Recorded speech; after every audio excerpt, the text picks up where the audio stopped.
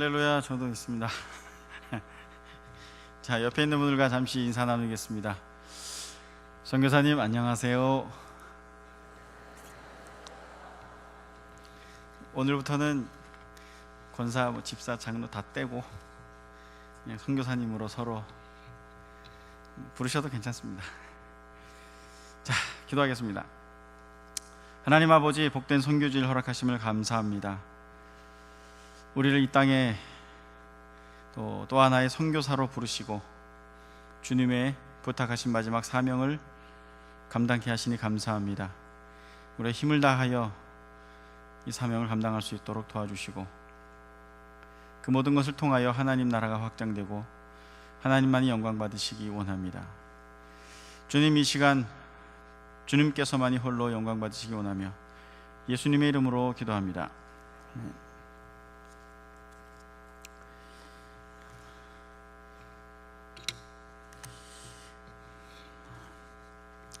반갑습니다.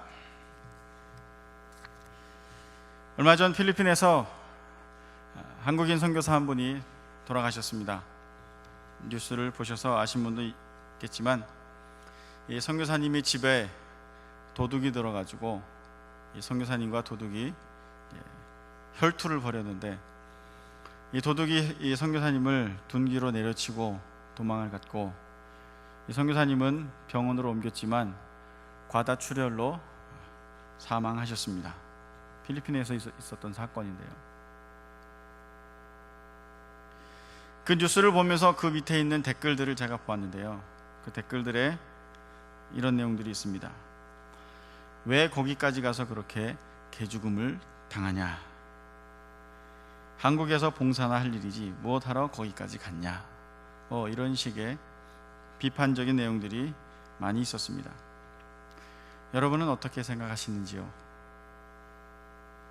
한 사람이 다른 나라에 가서 죽는 그것, 그저 허망한 죽음, 아무 쓸모도 없는 죽음, 그런 죽음이라고 생각하시는지요?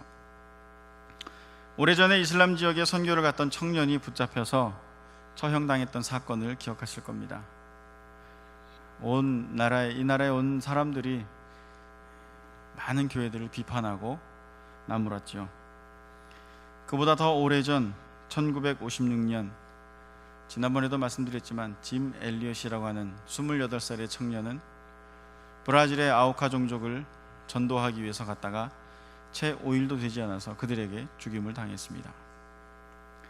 그 당시 미국에서는 이 젊은 청년들의 죽음을 낭비라고 기록을 했습니다. 여러분도 그렇게 생각하십니까? 이 땅에 오셔서 100여 년 전, 150여 년 전 이 땅에 오셔서 순교의 피를 흘리신 수많은 선교사님들, 그분들과 그분들의 아내와 그분들의 자녀들, 그들이 흘린 피가, 그들의 죽음이 낭비라고 생각하십니까?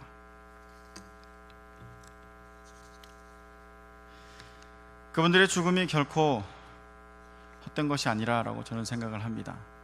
이 땅도 순교자의 피 위에 세워졌고 그분들의 흘리신 보혈로 세워지게 된 것입니다. 그분들이 이 땅 위에서 이렇게 죽을 수밖에 없었던 것은 하나님께서 주신 사명 때문이었습니다. 복음 전파의 사명. 이 사명은 그들뿐만 아니라 오늘 저와 여러분에게도 똑같이 주어진 사명입니다. 이 사명 때문에 여러 선교사님들이, 여러 전도자들이 하나님께서 주신 그 땅을 향해서 나아가서 죽었고 죽임을 당했고 지금도 죽임 당하고 있고 또 많은 선교사님들이 그럼에도 불구하고 계속 나아가고 있습니다. 이렇게 이분들이 할 수 있는 것은 말씀드렸다시피 사명 때문인데 이 사명은 저에게만 혹은 그분들에게만 주어진 것이 아니라 오늘 이 자리에 계신 여러분들에게도 똑같이 주어진 사명이라고 하는 것입니다. 그 부분을 우리가 함께 살펴보려고 합니다.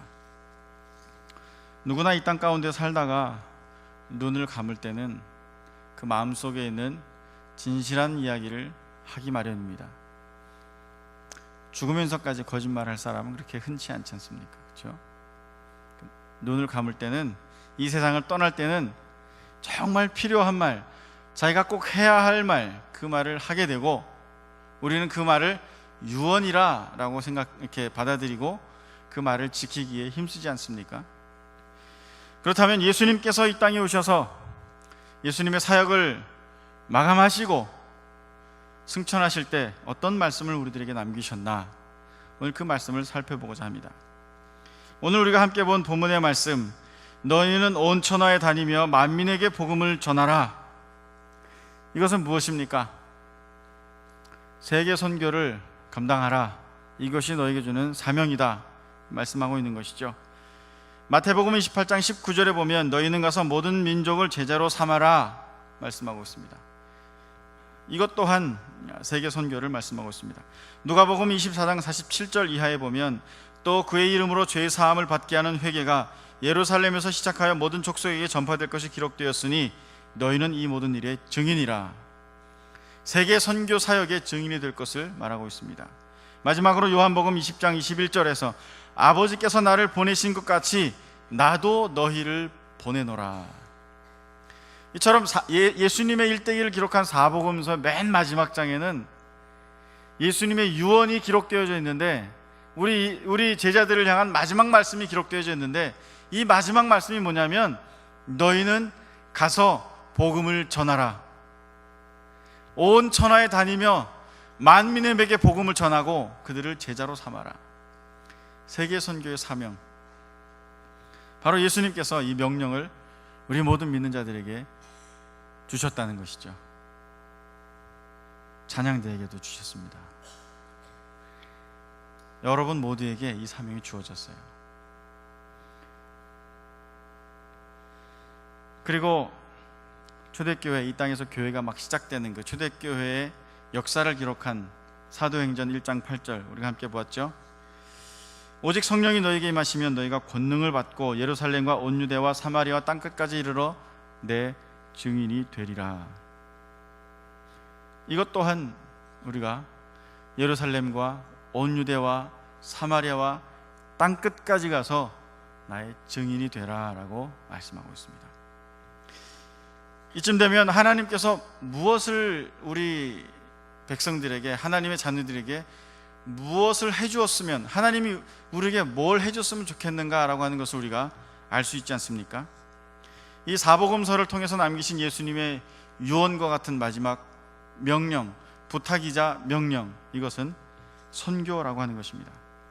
하나님께서 우리 인간들을 사랑하셔서 이 땅에 독자 예수 그리스도를 선교사로 보내셨고 우리를 위한 구원의 기쁜 소식들을 우리들에게 전해주셨고 또 예수님이 승천하신 다음에 성령님을 보내주시고 그 성령님을 통해서 선교의 역사를 이뤄가고 있습니다. 하나님께서는 이처럼 선교하는 것, 한 영혼이 돌아오는 것, 하나님을 모르는, 예수 그리스도의 그 복음을 모르는 한 생명이 그 복음을 알고 하나님의 자녀가 되는 것, 이것을 가장 중요한 가치로 여기셨습니다. 여러분도 99마리의 양을 두고 잃어버린 양을 찾아 나선 목자의 이야기를 아실 것입니다. 주님께서는 99마리의 그 양을 내버려 두시고 잃어버린 한 사람을 찾아가셨어요. 그리고 그 한 사람을 찾았을 때, 그 죄인 한 사람이 하나님께로 돌아섰을 때 하늘에서는 회개할 것이 없는 그 99으로 말미암아 기뻐하는 것보다 그 한 영혼 때문에 더 기뻐한다라고 말씀하셨어요. 오늘의 빗대어 보자면 오늘 이곳에 앉아 계신 여러분들보다, 여러분들이 여기서 예배 드리는 것보다 한 영혼이 하나님의 자녀가 되는 것, 그것을 하나님은 더 기뻐하신다는 거예요. 하나님의 관심은 얼마나 많은 사람이 예배당에 오느냐, 얼마나 많은 사람이 주일날 교회에 참석하느냐가 중요한 게 아니라, 얼마나 큰 교회를, 그런 게 중요한 게 아니라 얼마나 많은 영혼이 오늘 거듭나고 있는가,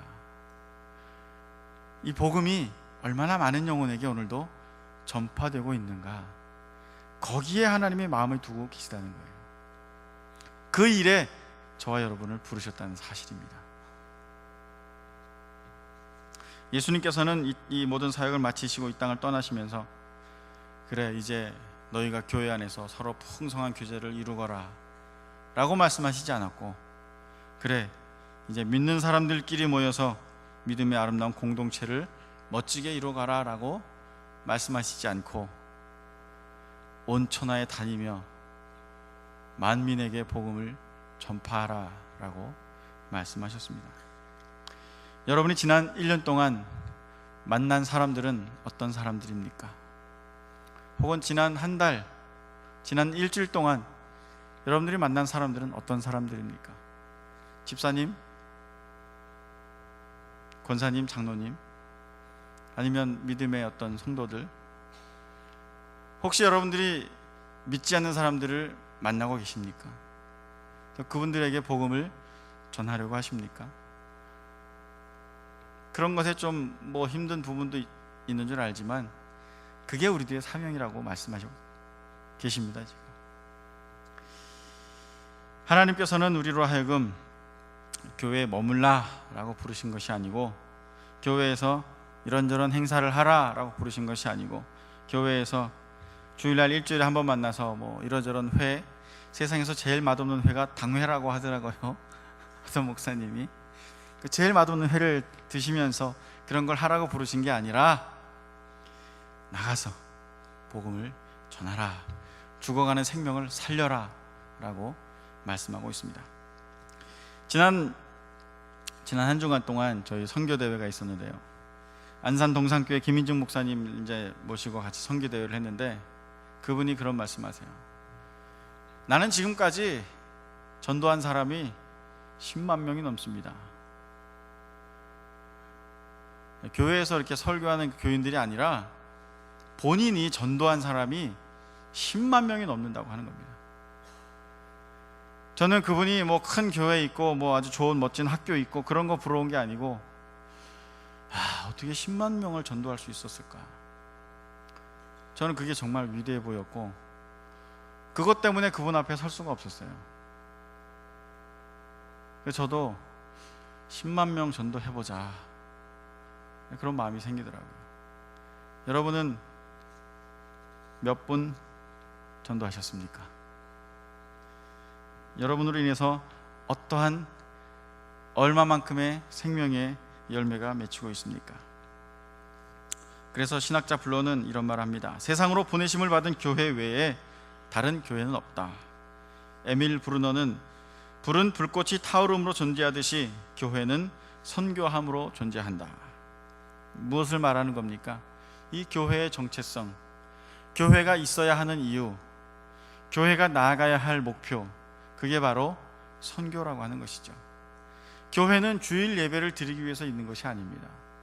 교회는 여러분들이 주일학교를 하고 여러 행사를 하고 그런 것들을 위해서 있는 것이 아니에요. 하나님께서 교회를 만드신 목적은 선교하라고 만드신 겁니다.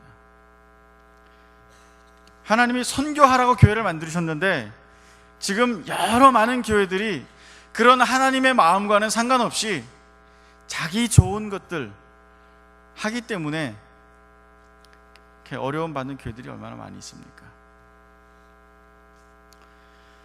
하나님께서는 우리를 너무너무 사랑하셔서 그 아들 예수 그리스도를 보내주셨어요. 이렇게 우리를 사랑하신 그 하나님께서 우리에게 마지막으로 부탁하신 딱 한마디가 있어요. 그분이 승천하시면서 제자들에게 남기신 한마디, 여러 가지 명령이 성경책에 있지만, 여러 가지 해야 할 일들이 있지만, 정말 여러 가지 해야 할 일 두고 정말 너희가 꼭 해야 한 가지는 이것이다. 만민에게 복음을 전하라.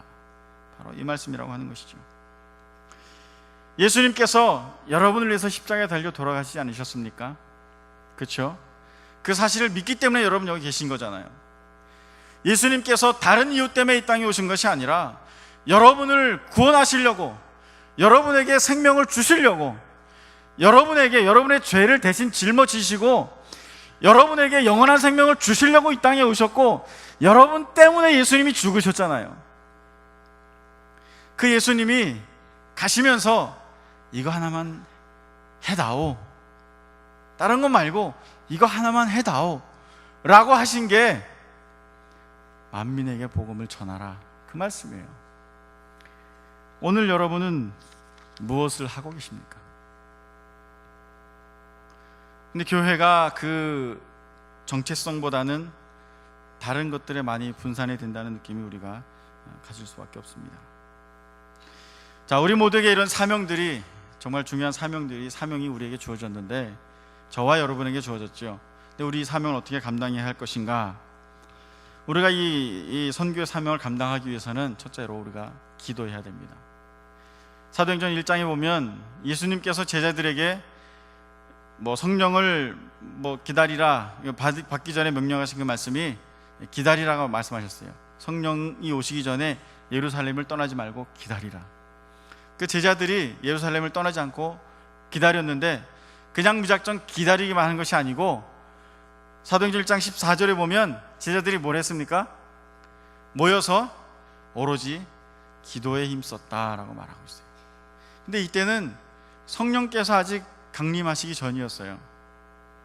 성령 충만이 뭔지도 몰랐고 성령 세례가 뭔지도 몰랐는데 제자들은 모여서 오로지 기도에 힘썼다. 이게 무엇을 말해줍니까? 성령 충만하지 않아도 기도할 수 있다는 거예요. 네? 꼭 성령 충만해야 기도하는 건 아닙니다. 근데 더 중요한 게 있어요. 기도하기 시작하면 성령 충만하게 된다는 겁니다. 제자들이 기도했을 때 성령님이 오셨잖아요. 우리 선교 사역도 기도로 시작을 합니다. 기도로 시작하지 않으면 엉뚱한 곳으로 가게 돼요.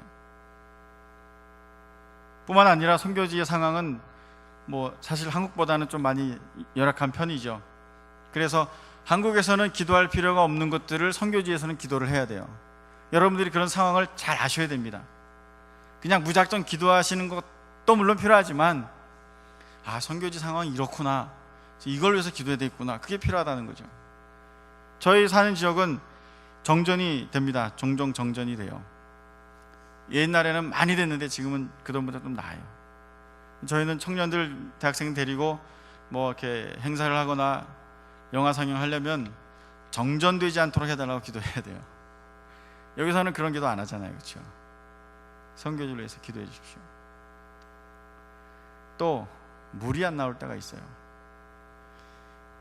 저희 집은 양변기예요. 여러분들이 쓰시는 똑같은 그런 양변기인데 물론 뚜껑이 없지만 물이 안 나오면 양변기가 이제 푸세식이 되는 거예요. 물이 있어야 내리죠. 자꾸 나오긴 하는데 물이 있어야 내리죠. 그런 상황들을 위해서 여러분들이 기도를 해주시고. 근데 더 중요한 게 있습니다. 선교지는 사실 한국보다는 좀 위험해요. 그래서 아까 돌아가신 선교사님 얘기도 있지만 물론 필리핀에서 돌아가신 다른 분들도 계세요. 총에 맞고 돌아가신 분들도 계시고 그런 위협들이 있습니다.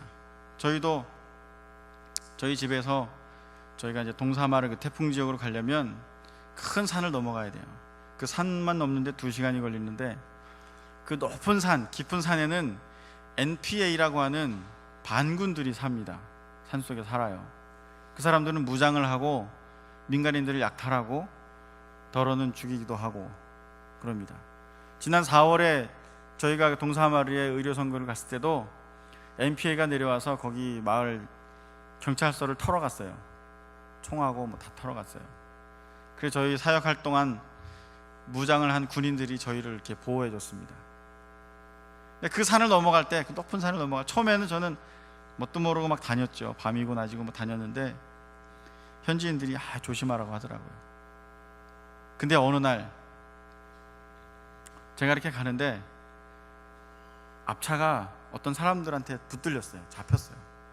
근데 저는 그렇게 이게 상황이 이상해가지고 저는 그냥 옆으로 탁 피해서 그냥 갔거든요. 근데 그때 거기 있었던 그 사람들이 이제 반군이었던 거예요.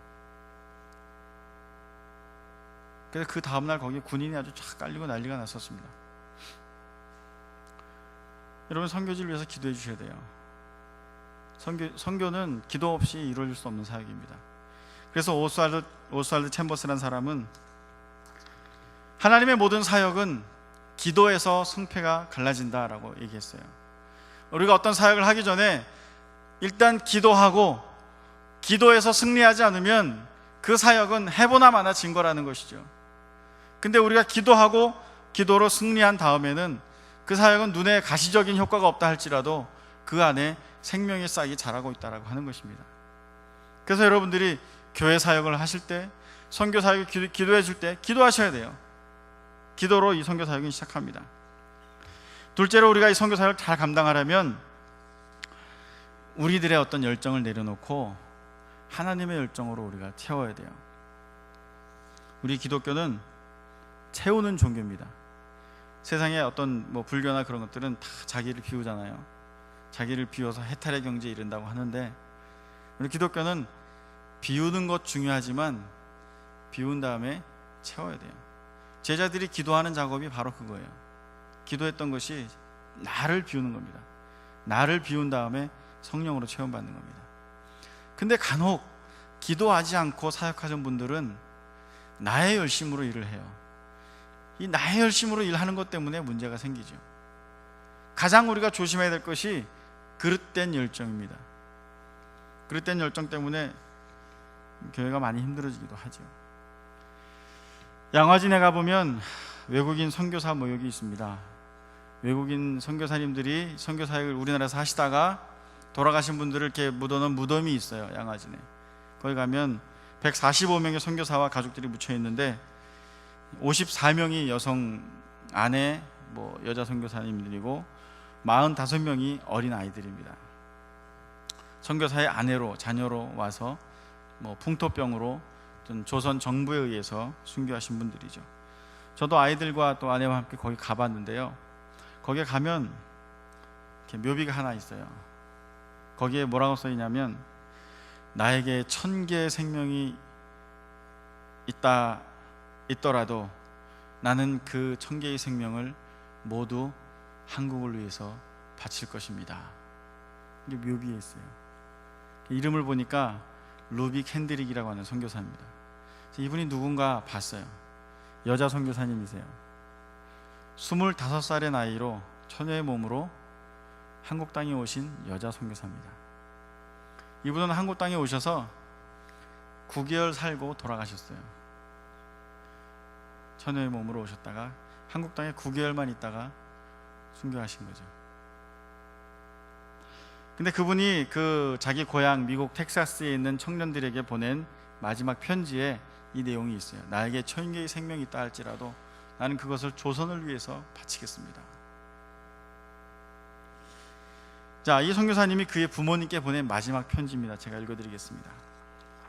사랑하는 아버지, 어머니, 이곳 조선 땅에 오기 전 집들에 심었던 꽃들이 활짝 피었다는 소식을 들었을 때 하루 종일 집 생각만 했습니다. 욕심쟁이 수지가 그 씨앗을 받아 동네 사람들에게 나누어 주었다니 너무나 대견스럽군요. 아마 내년 봄이 되면 온통 우리 동네는 내가 심은 노란 꽃으로 덮여 있겠군요. 아버지, 어머니, 이곳 조선 땅은 참으로 아름다운 곳입니다. 모두들 하나님을 닮은 사람 같습니다.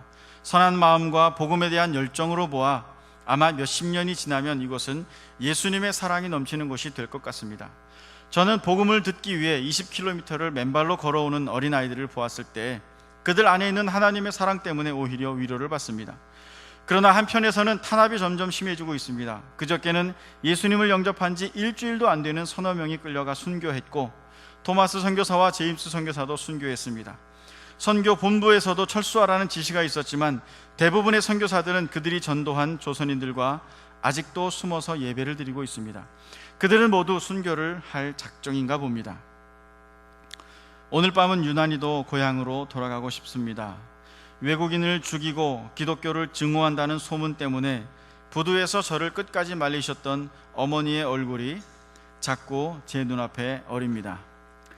아버지, 어머니, 어쩌면 이 편지가 마지막일 수도 있습니다.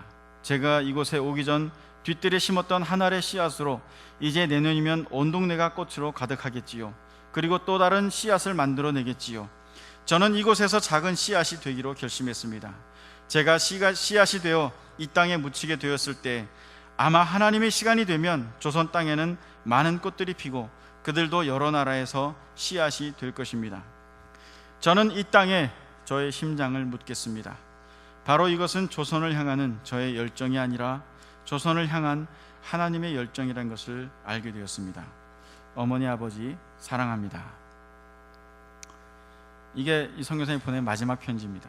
저희 마지막 문장이 저의 마음에 와닿는데요. 저는 이 땅에 저의 심장을 묻겠습니다. 도대체 무엇이 이 25살의 젊은 아가씨로 하여금 이러한 결심을 하게 했을까요? 여러분은 어디에 여러분의 심장을 묻으려고 하십니까? 여러분의 심장을 어디에 묻으실 거예요? 이 선교사님이 얘기합니다. 저는 이 조선을 향한 열정은 저의 열정이 아니라 하나님의 열정이라는 것을 저는 알게 되었습니다. 이게 무슨 뜻입니까?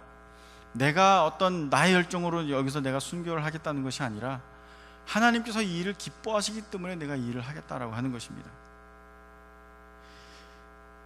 켄드릭 선교사님이 편지 쓸 당시 상황은 매우 좋지 않았어요. 말씀드렸다시피 예수님을 영접한 지 일주일도 안 된 사람들을 서너 명이 끌려가서 순교를 당했고, 다른 선교사님들은 막 다 순교를 당하는 상황이었고, 순교를 각오하고 거기서 사역을 하는 그런 상황이었습니다. 이 선교사님도 아마 순교를 각오하고 이 마지막 편지를 쓰셨던 것 같아요. 도대체 무엇이 이분으로 하여금 이러한 순교의 각오를 하게 했을까요? 이 선교사님이 조선 땅에 와서 하신 거라고는 죽은 거밖에 없어요. 오신 지 9개월 만에 죽으셨으니까. 이분은 급성 맹장염을 왔다가 수술하고 그 후유증으로 돌아가셨습니다. 서울에서 돌아가셨는데요, 오셔서 한 것이라고는 죽은 거밖에 없어요. 그런데 이분이 죽기 전에 어떤 말을 했냐면, 내가 죽거든 나의 고향 텍사스에 가서 거기 있는 청년들로 하여금 이 조선 땅에 10명씩 20명씩 50명씩 오라고 좀 전해 주십시오. 이 말을 하고 숨을 거뒀어요. 이 마지막 말이 텍사스에 있는 그 청년들에게 전달이 됐습니다. 그래서 그 텍사스의 그 교회에 다니는 청년들의 선교의 열정이, 선교의 불길이 일어나서 20명의 청년들이 선교사로 헌신하게 되었고요, 그 중에 12명이 조선 땅으로 오게 됐습니다.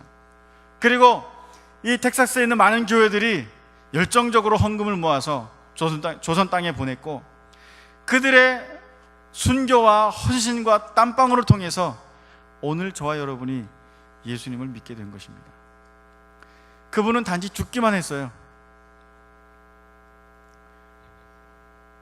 여러분도 죽을 수 있습니다. 한 알의 밀알이 떨어져 썩어 죽으면 많은 열매를 맺는다고 말씀하지 않습니까? 오늘 나는 무엇으로 살아가고 있는가, 우리가 좀 생각을 해봤으면 좋겠습니다.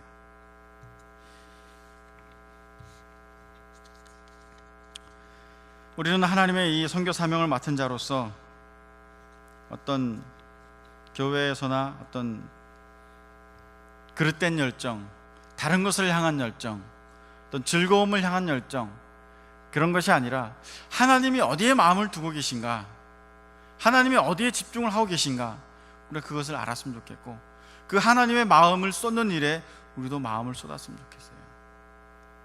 그게 바로 우리들이 해야 할 일이 아닌가 저는 생각을 합니다. 어떤 사람들은 이런 이야기를 합니다. 아니, 교회가 부흥이 되고 그래야 선교를 할 수 있지, 그런 말씀을 할 수 있지만, 성경에는 선교를 함으로 인해서 교회가 부흥된다라고 기록을 하고 있어요. 지난 1997년 IMF가 왔지 않습니까? 그래서 우리나라에 많은 어떤 경제적인 위기가 있었고, 많은 교회들도 선교사님들의 어떤 후원을 끊고 중단하고, 그래서 많은 선교사님들이 철수하고 그런 일들이 일어났어요. 그러나 이 선교 사역이라고 하는 것은, 이 사명이라고 하는 것은 우리가 능력이 될 때 하고 능력이 없을 때 하지 않는 그런 것이 아닙니다. 사명이라고 하는 것은 능력이 되나 안 되나, 힘이 있으나 없으나 끝까지 해야 하는 것이 사명이라고 하는 것이죠. 오늘 저와 여러분에게 이런 사명이 주어졌어요. 1930년대 미국에 대공황이 일어났어요. 미국이 아주 경제적인 어떤 큰 파탄에 빠졌습니다. 그럼에도 불구하고 미국 사람들은 우리나라에 선교사를 보냈고 선교를 후원했습니다. 자신들은 빵 한 조각, 토스트 하나로 끼니를 때운다 할지라도 그 선교 사역을 위해서 헌신했다라고 하는 것이죠. 그래서 미국이 큰 부흥과 축복을 이뤘지 않습니까? 물론 지금은 어려운 상황이긴 합니다만. 그렇습니다. 우리가 힘이 될 때나 되지 않을 때나 힘껏 선교 사역을 감당해야 한다라고 하는 것이죠. 우리가 마지막으로 이 선교 사역을 감당하기 위해서는, 이 선교 사역은 선교사 혼자, 저 혼자 감당하는 그런 사역이 아닙니다.